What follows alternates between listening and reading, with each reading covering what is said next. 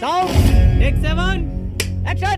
मैंने अमेरिका के राष्ट्रपति को कहा कि आपका निमंत्रण के लिए धन्यवाद, मुझे तो महाप्रभु की धरती पर जाना बहुत जरूरी है और इसलिए मैंने उनके निमंत्रण को नम्रता पूर्वक मना किया। तो भैया कुछ सुना? कल मोदी जी ने अपना विश्वगुरु वाला भोकाल दिखाया, यानी इन्होंने कहा कि मैंने ट्रम्प के साथ लंच वाले निमंत्रण को ठुकरा दिया।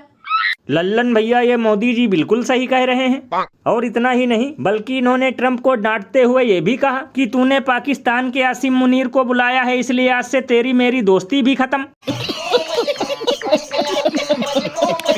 लल्लन भैया, कभी कभी तो मुझे लगता है कि मोदी जी देशवासियों को गधे की तरह बेवकूफ समझते हैं। यानी जब ट्रम्प भारतीय नागरिकों को जंजीर में जकड़कर वापस इंडिया भेज रहा था तब ये कुछ नहीं बोले, वो टेरिफ पे टेरिफ पेल रहा था तब कुछ नहीं बोले, और अब अपने आप को ऊंट की तरह ऊंचा दिखाने के चक्कर में ये कह रहे हैं कि मैंने ट्रम्प का लंच ऑफर इसलिए ठुकराया ताकि आप लोगों से मिलने का सौभाग्य प्राप्त हो। भैया इसीलिए तो लोग घनघोर बेइज्जती करते हुए ये कहते हैं कि अगर झूठ बोलने पर कोई अवार्ड मिलता तो केवल बीजेपी वाले ही पाते, क्योंकि इनसे बढ़िया उल्लू तो ट्रेन में सामान बेचने वाले भी नहीं बनाते। ये बड़ी अच्छी बात कही आप। वैसे भैया एक कमाल की बात बताऊं, अब बिहार चुनाव का मौसम एकदम रंगीन हो गया है, तो ऐसे झूठ और जुमले तो सुनने को मिलेंगे ही। यानी अब फ्री सिलेंडर का झांसा दिया जाएगा, महिलाओं को हर महीने 2500 रुपए देने का चूरन थमाया जाएगा, और एम्बुलेंस भी बार बार रोड शो में घुसेगी।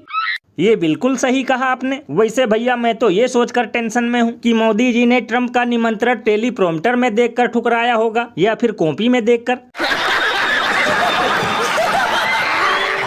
और अभी तो रुको, क्लाइमैक्स अभी बाकी है। मेरी बात ध्यान से सुनना।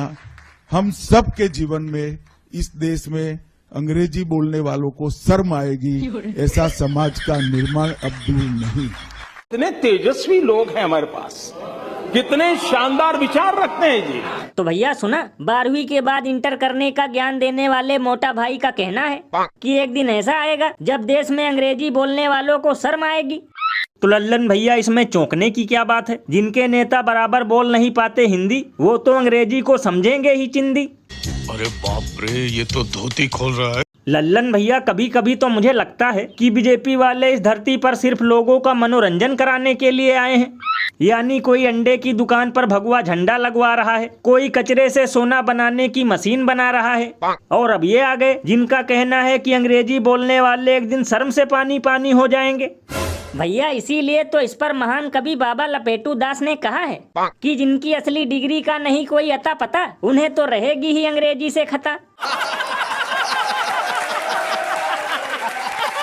और भैया एक कमाल की बात बताऊं, मुझे तो ये सोचकर हंसी आ रही है कि जब अंग्रेजी इतनी बुरी ही है तो फिर इनके नेताओं के बच्चे विदेश में क्यों पढ़ने जाते हैं? इन्हें तो चाहिए कि गुरुकुल में चटाई बिछाएं और संस्कृत पढ़ते हुए खिचड़ी और कढ़ी चावल खाएं।